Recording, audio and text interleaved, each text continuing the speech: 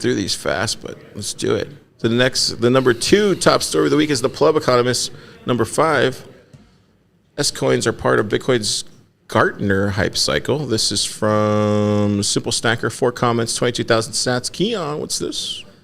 Yeah, I think Simple Stacker is using the Gartner hype cycle to explain like why shitcoins came about. Like, and that might have been, if you believed in the Gartner hype cycle, which was reason to, not really believe it. But if you believe in it, you might, it might lead you to conclude that something like shitcoins would emerge.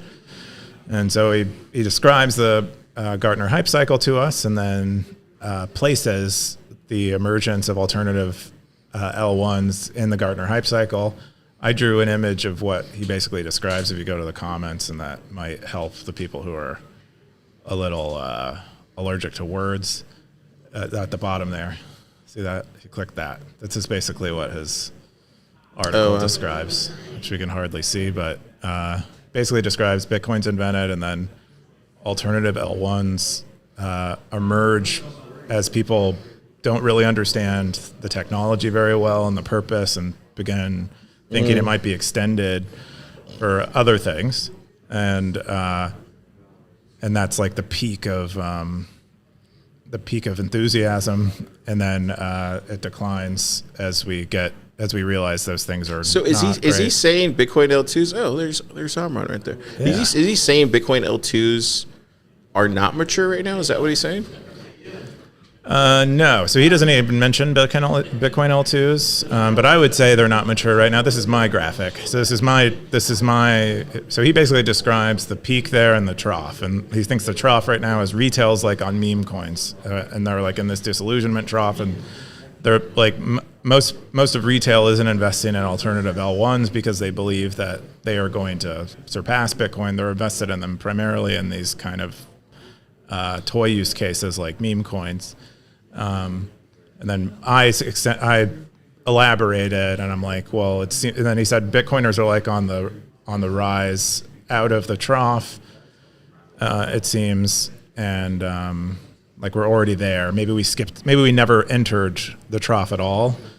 I think it's kind of what I was talking to Marks about at the top of the show, where he's literally, oh, nifty nay, oh my God, it's a nifty nay spotted.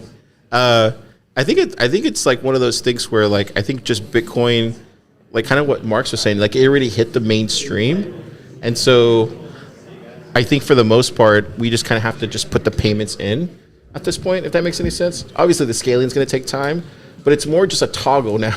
I don't know if you saw, but like on the website, it actually has like a toggle switch where you can just pay with Bitcoin, and I think that's kind of where we're getting to, Keyan, where it's just like it's a technology company. Add Bitcoin payments to it. Add Bitcoin payments to it, and Bitcoin.